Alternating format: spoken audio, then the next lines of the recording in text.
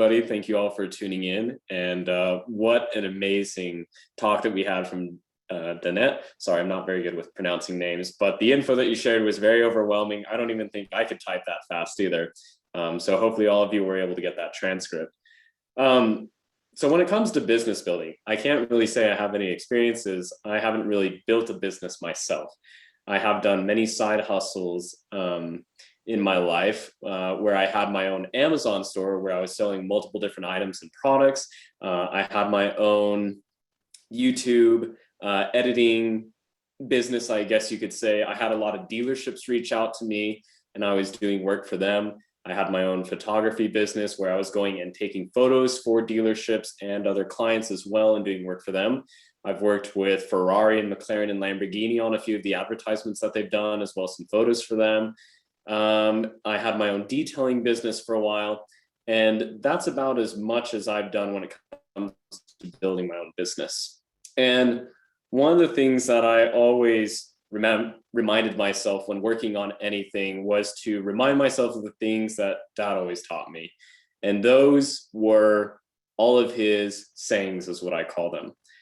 For some reason, it was always his sayings that always stuck with me. Not necessarily a specific memory, but all the sayings that he told me. And so I'll try and go through as many of them as I have here that I've written down and kind of share a story along with them. So it was about a year after that my dad had passed away that I decided I wanted to go experience life outside of Young Living, because my entire life has been only Young Living and I've really known nothing else outside. I've never worked, for McDonald's. I've never worked anywhere else besides Young Living.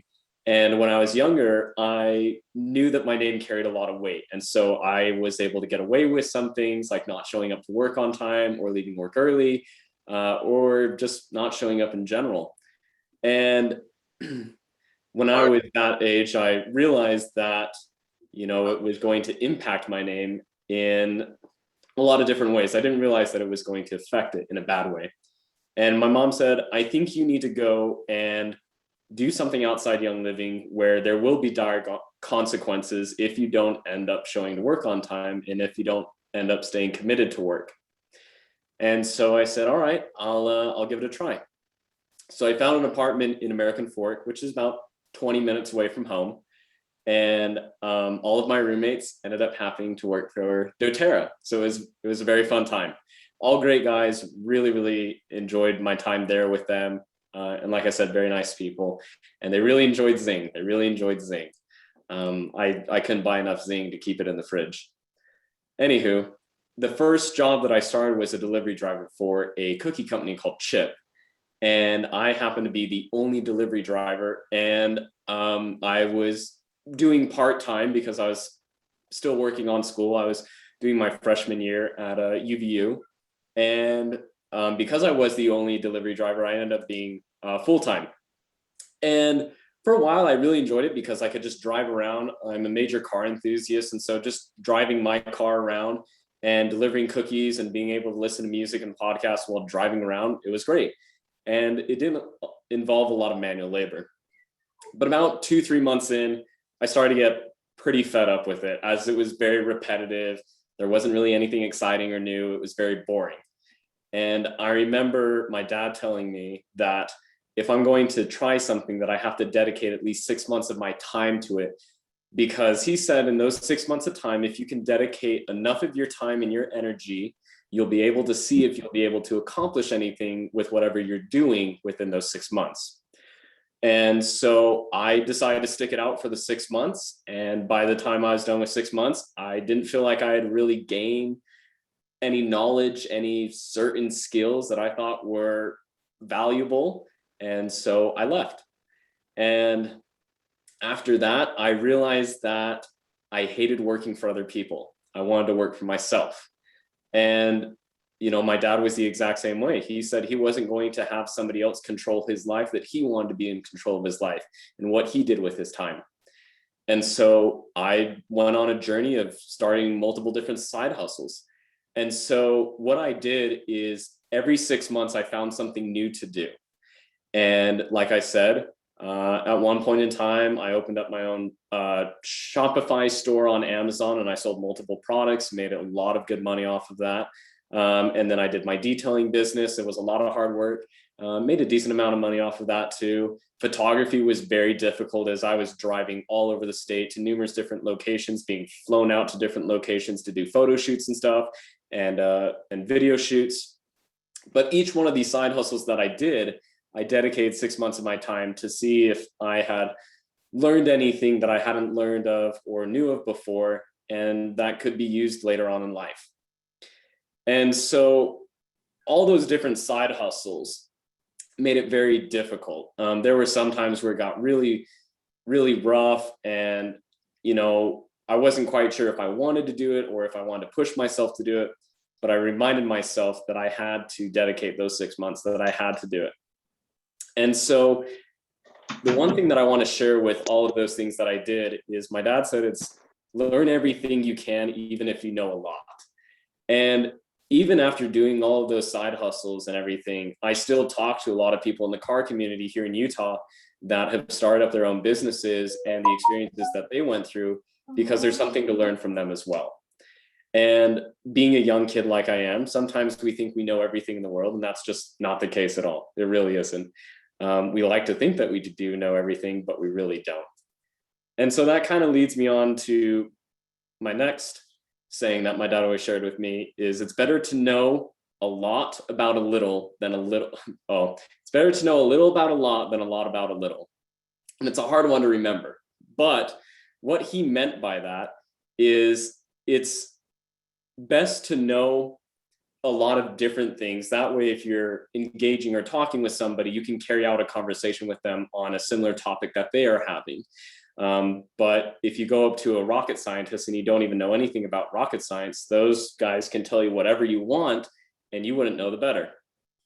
And so for my dad, we called him the Oakland Encyclopedia Book because he knew everything. And when he didn't, he went and dedicated 6 months of his time to do extensive research on whatever you were trying to talk to him about.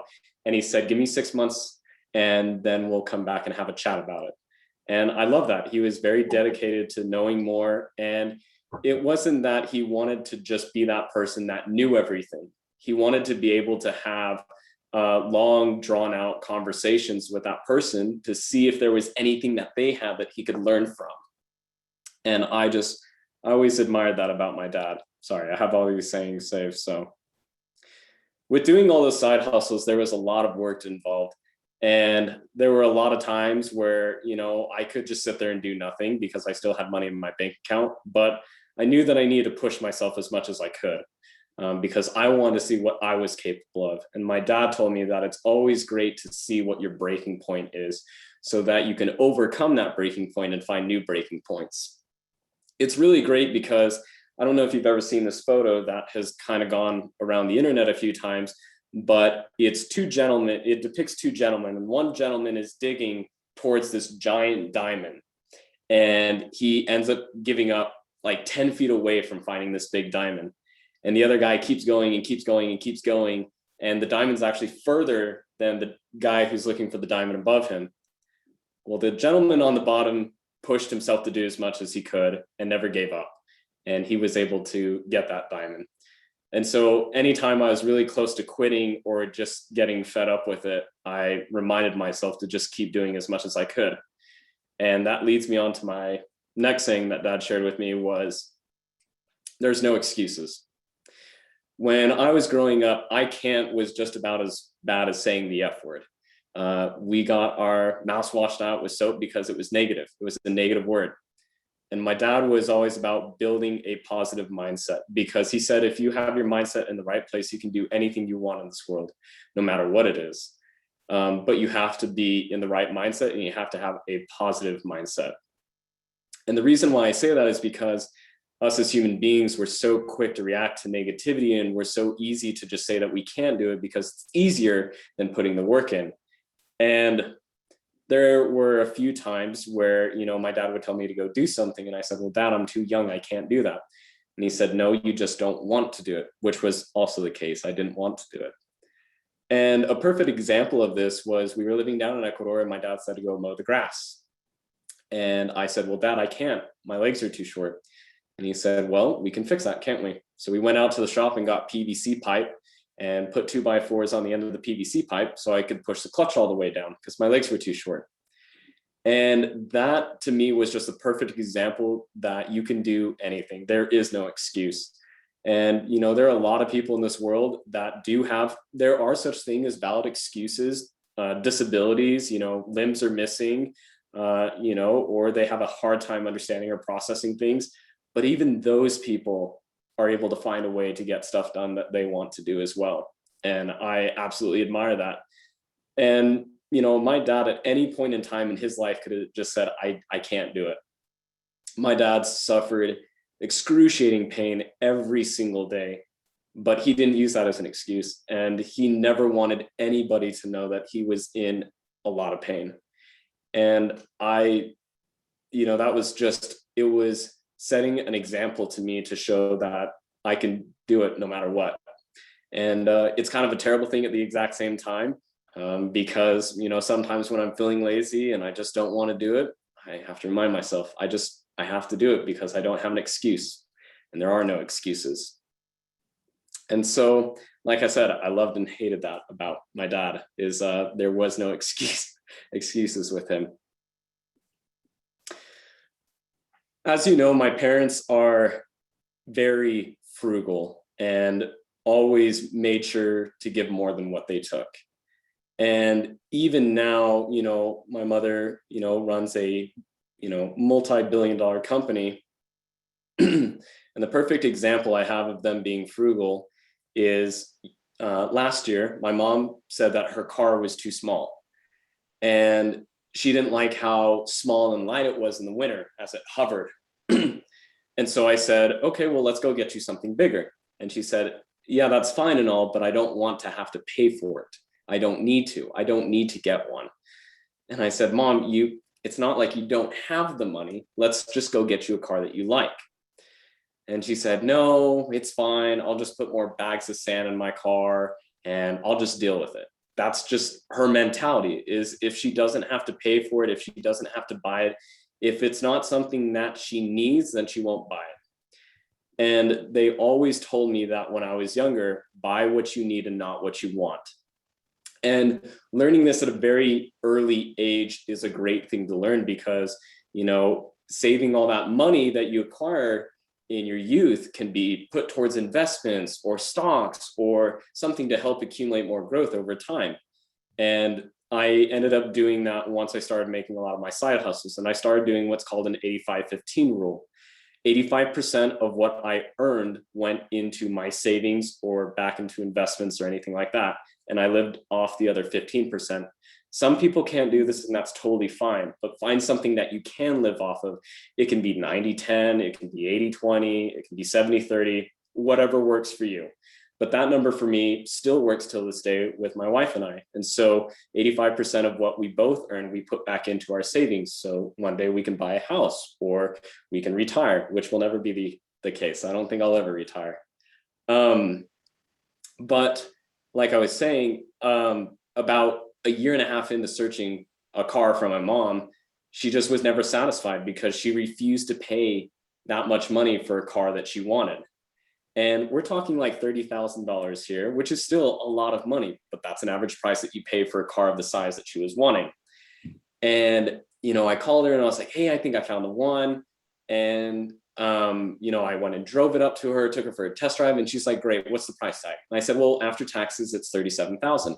And she said, nope, too much. Go find something else for me. And I told her, I'm like, Mom, there's nothing else out there, you know, especially with the market right now. And she said, well, then you're just going to have to argue with the dealers. I said, well, I'll do my best. And that's the other thing that I learned, is you have to speak up for something that you want in this life too. You know, me being, I guess I'm technically Gen Z and millennial, we're very quiet. We won't say something if something is wrong. You know, if our waitress or whoever gets an order wrong, I'm okay with it. I'll just eat it, you know. Whereas my mom, she speaks loud and proud. She makes sure that she gets what she wants, and she's very confident, and I love that about her. And she's not shy to be confident about it either. And so I think that's a great thing to learn at such a young age, especially with me only being 21, is buy what you need and not what you want. And I'm not saying that you shouldn't spoil yourself. You should. My dad still had his toys. He had the sand rail. He had the snowmobiles. And it's good to give yourself gifts every now and then as a pat on the back for all of your hard work. But buy what you need and not what you want if you can do it. I have so many things here. Let's see. Yes, this is a very important one.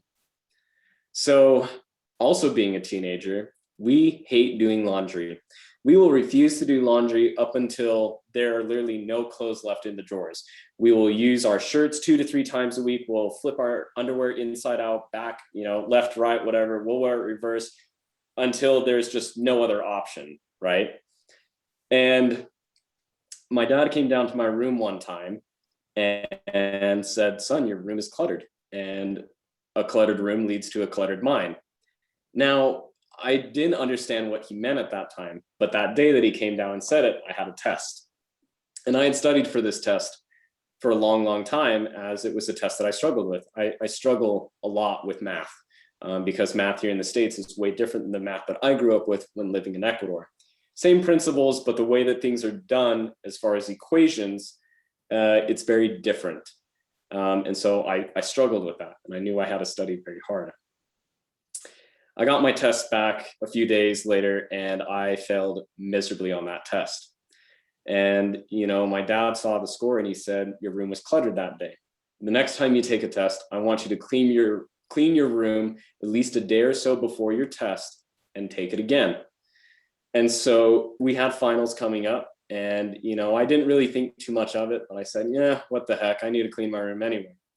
So I cleaned it the day before, went in, took my test, did the same amount of studying, and I passed. Now, it could be coincidental, but I see it all the time. There are days when, Kate and I's bedroom is cluttered. And so I come into the office with a very cluttered mind. I can't think clearly. I can't process clearly. But the days that I come into the office where my room is clean and we've done laundry, I'm able to think more clearly as well. And you'll find this quite surprising when you actually do this yourself. And I think it's a great thing to teach young kids as well, is to make sure to clean up after themselves, as it helps clear the mind, like I said. So that's another very important rule or saying that I apply to my everyday life as well. My parents are amazing people in just so many different aspects of what they do. But the one aspect that I love most dearly about them is no matter who they come across, no matter who they meet, no matter who they interact with, they treat them all the same, with integrity, respect, kindness. And it's just something that is very rare now these days. We're very quick to judge, we're very quick to assume, but we don't know what that other person is experiencing.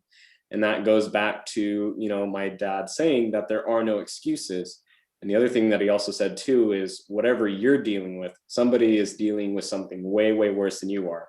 And that only added to not having a valid excuse, that your excuse was not as valid as somebody else's.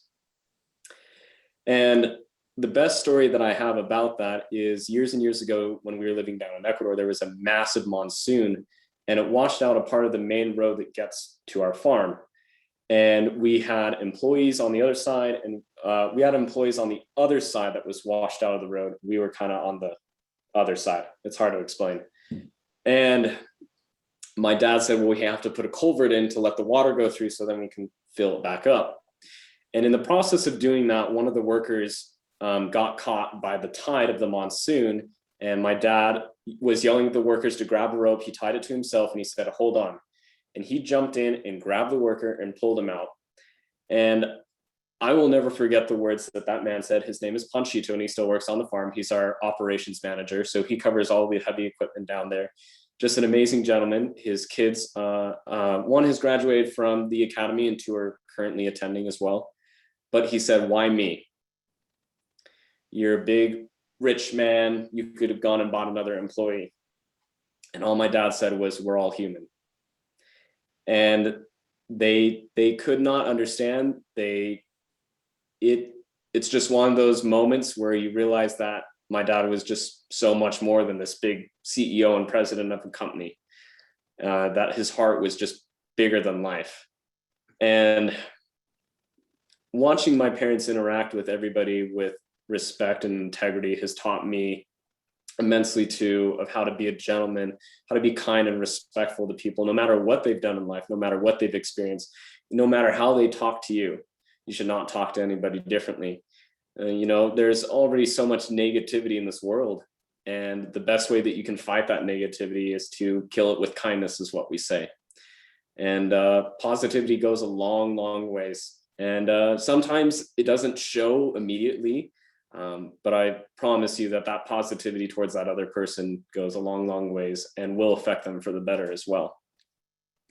So I always admire watching my parents do all that they could, putting, 80% of their paychecks into the foundation, just giving more than what they could take. And it was just amazing. And that kind of leads me on to my next saying, and not necessarily a saying, but a life story, is help those in need no matter what. There are so many times where we were in different countries and my parents saw people in dire situations and desperate situations, and they took the time out of their day to just help them. And, sometimes it was simple gestures with just buying them clothing or buying them food, or taking them into town or something like that.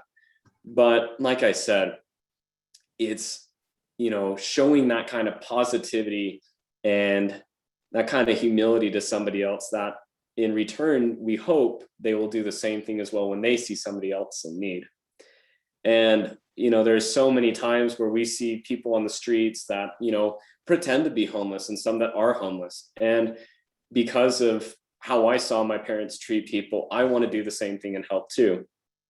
And I personally, I don't give homeless people money. I don't give people on the street money, as I don't know what they do with that money. But I know that they'll use the clothing that I give them. I know that they'll use the food that I give them as well. And I have offered a few rides as well too, because it was something that I could do. And, it didn't affect me, it didn't bother me, but it helped them. And so it was just my way of doing what my parents do at the same time, just being a great human being. My father was a man of honesty and integrity, and he was all about that.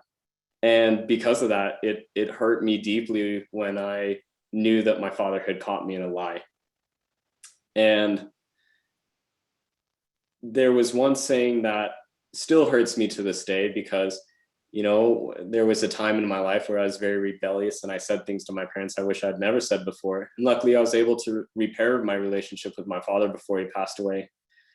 But he said that honesty will get you anything you want in life. If you are honest with your bank, then they will lend you the money. And honesty is such a rare thing nowadays as well. And it's very hard to come across honesty. And I've also learned that it's just, there's nothing to be gained from with lying, and you eventually get caught in the lie. And it's a terrible feeling. It really is. And, I'm so proud that I was able to regain my father's, what's the word that his trust before he passed away, because I'd lied so much to him. And I won't forget, he said, I think you can now realize why honesty is so important. And there's still some times where my mom doesn't believe me, and that's okay. That's my own fault for doing so. And it's just something that I've learned. But something that I love dearly that she shared with me yesterday is I appreciate with how honest you've been with me for these last few years. As it was something that was very hard for me when I was in my rebellious phase for whatever reason. I don't even remember why I was rebellious. I just was. I think it's just nature with teenagers. My parents are so busy with their everyday life. And, even with the business trips that we go on, people are like, oh, this must be a nice vacation. It's never a vacation. It's always work. And very rarely have I been able to see my parents step back and just appreciate life and enjoy it and live it. And those times were where we went down to our camping spot in Warm Springs, Idaho, which is about a 40-mile horseback ride into our camping spot from the top of the trailhead. And it was in those times where we just disconnected from everything. And, you know, there was no service, there were no phones, and you lived off the land. And if you wanted to make yourself, you know, a bathroom or a kitchen table or something like that, you had to make it yourself. And if you wanted food, well, there were only so many beans of cans that we brought in, so you had to go fishing. And it was just in those moments that I was able to see, you know, my parents free from stress and free from all the things that they had to deal with. So what I'm saying is make sure that you take a step back, you know, any day that you need to, and just live life and appreciate it. You know, we all need a de-stressor. We all need an escape. For me personally, I love to go up to Skyrider because those are where I spent the most time with my dad, and that's where he's buried. And here in the office, you know, especially with all the excuses you guys are making about the website not working, it can be very stressful. I'm kidding. It's not an excuse. I'm joking. But you know, like I said, I can't say that I'm stressed, and I'm not using that as an excuse because I can't comprehend or imagine what my mother has to deal with, or what my dad even dealt with. I've taken on a lot of new roles here, and I'm extremely grateful, and I love it. I truly do. I wouldn't be talking to all of you right now if I did not. But please take the time to just enjoy life and take a step back and just take a breather. We all need it sometimes. Sometimes we need it more than once or twice a week. Sometimes we need it 3 times, and that's okay. But find out what your release is, what your escape is, and please take it. Because I feel like it's absolutely vital, especially to mental health. As like I said, being here at corporate, being out there in the field, it's an amazing experience. It really is, but it does have its moments. So just make sure to take a step back from life. I have to remind myself this too, as sometimes I like to pass out bottles of common sense here at Global Headquarters. And one of the sayings that my mom always shares with me, as she was the realist in the family, is it's never eaten as hot as it's cooked. And what she means by that is when things happen that upset you, don't react, and wait till you've calmed down so you can analyze the situation and then come back with a better response. When we get worked up, we're very quick to just point fingers and yell at people and get upset and frustrated at people. And at the end of the day, like I said, we're all humans. We all make mistakes. That's just part of the learning process. And that's how we get better, is by making mistakes. You know, nobody's perfect. We all mess up here and there. Even the professionals mess up, right? And like I said, just make sure that you step back, you analyze the whole situation. And when you've calmed down, then you work on your response and you work on your strategy of how you're going to deal with whatever has come up in front of you. And I've been working on that a little bit. There have been some times where I've gone a little hot temper, like our promo code. That was a great week.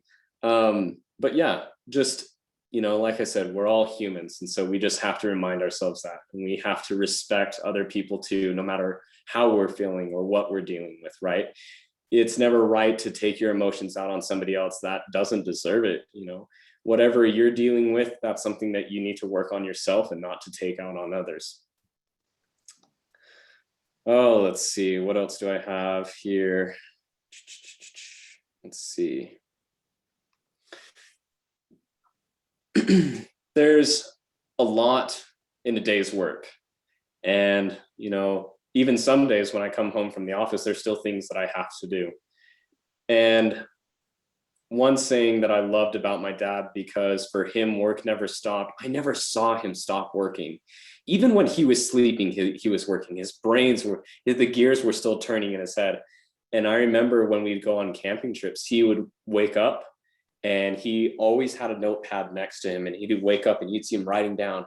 And then he'd be like, okay, I think I got down what I remembered. And he'd go back to sleep. He's just always working.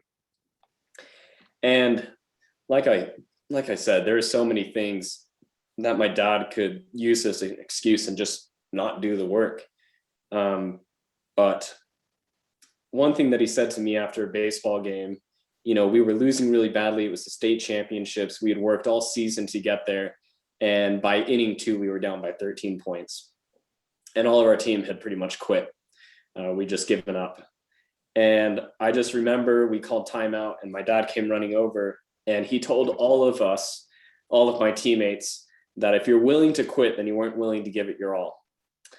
And, I didn't really think about it. I thought, I was like, man, I feel like I was playing hard, but if I'm willing to quit, then I guess I didn't give it my all. We flipped that game around and won by 5 points in the last inning. And that's because, I took that saying to heart and I just kept reminding my team, like, give it your all, give it your all. You didn't give it your all. Don't quit, don't quit. And that saying goes even deeper for me because when we were in the hospital and we pulled my dad off life support to see if he could breathe on his own, the doctor said that he would probably go within 10 minutes or so in the condition that he was in. And that man, he gave it his all. He fought for 2.5 hours. He wasn't ready to quit even then. And it was just it was a painful time because we didn't know what to do. We knew dad wanted to live life the way that he wanted to live life, but even then he wasn't ready to quit. And that saying just goes a long way for me. He was still ready to give it his all, even at that point. And he wasn't going to quit. And with all of that, he got to where he is. Young Living is where he is because he took those risks. I feel like what holds us back every single day is being afraid to take certain risks that are pointed directly towards us. And it's not necessarily just taking those risks blindly, but taking calculated risks as well. It's almost like a math equation, right? Sometimes you end up getting 10% of how you wanted something, and other times you might get 80% of what you want. And so making sure to take those risks, but in a calculated way, will help you achieve whatever you're wanting to achieve in life. And it's baby steps, right? I don't know if you've ever seen What About Bob with Bill Murray, but I absolutely love that movie. It's just a great movie. Baby steps out of the office, baby steps into the elevator, right? Even if you get, for those of you who are trying to build a business, even if you get $1 extra on your commission, that's progress, right? You're making it. I know it doesn't seem like much, but that's progress. And that's how I had to look at it when I was working on my Amazon business. It took me months before I even broke even with my business. But as soon as I got my paycheck from Amazon for $12, I was so ecstatic. I was stoked. And the next month I ended up making $400 in profit and just kept going up and up and up from there because I learned from my mistakes and I learned how to apply those mistakes into success. And so just making sure that you take those risks and you take them in a calculated way is great. When it comes to setting goals and stuff for you, you have to focus on the basics and what you're good at, right? The professionals are professionals because they are the best at the basics. They're the best at doing what's the easy part, right? And so, for an example, if you're not good at just interacting with people, because Young Living is a people business, right? It's very social. Then that's something that you can work on towards, is how to interact better with people, or how to bring up a story of how Young Living has changed your life or what you really enjoy about Young Living. And so, I feel like for me, that's a basic. I feel like for most of you, that's probably a basic introduction into Young Living. It's a basic step. And so learning how to become a pro at that step is a great one to do. Amanda is very good at it. She's very good at interacting with people and, talking about them with their stories and hearing their stories and saying, oh, well, for that, there's this, and we have all these other amazing products and stuff like that. And for those of you who aren't building a business, if it's something outside of Young Living, find whatever that basic is that you're not good at and become a professional at it. You'll see yourself get a major step up in progress in whatever you're doing. And like I said, the only way that you really learn is through failure. And I know that sounds crazy, but it's true. Your trials become your story. And I feel like that's what makes such an amazing story, is hearing everybody's, failures and what they had to go through in order to become so successful as they are. And my dad was slandered, and he was called everything that you can possibly imagine. I didn't think it was going to be that good. Through debt, and he was stolen from, and the list goes on and on and on. But we're in this beautiful building because he didn't give up, and he lived and he pushed through those trials as well. And now it's part of the Young Living story. So just remember that your failures, your trials become your story, and they become so powerful to other people too. They're what motivate other people as well. People relate on a one-on-one level, like, oh, wow, they went through that, then I can go through that, right? It's giving that person that boost of confidence. And another saying that's not from my mom or dad, but one that I really like, and it's from Tony Robbins, if any of you know him. And he shared that you'll overestimate what you can do in a year, but underestimate what you can do in 10 years. And that is absolutely so true. We set these crazy goals, a year or two out that are impossible, but, in a way we keep lying to ourselves saying, oh no, we'll hit it. And we do eventually, just not in the goal that we want to. So whatever you're doing, whether you are building a business in Young Living or something outside of Young Living, set reasonable goals for you, set baby step goals, right? That way, when you achieve those goals, it feels like, tremendous progress to you. Some of these goals are crazy, like hit diamond in a year or something like that. And what happens when you don't end up hitting that? You feel you feel like you weren't able to achieve that. And so you'll feel like you'll never be able to achieve anything else, right?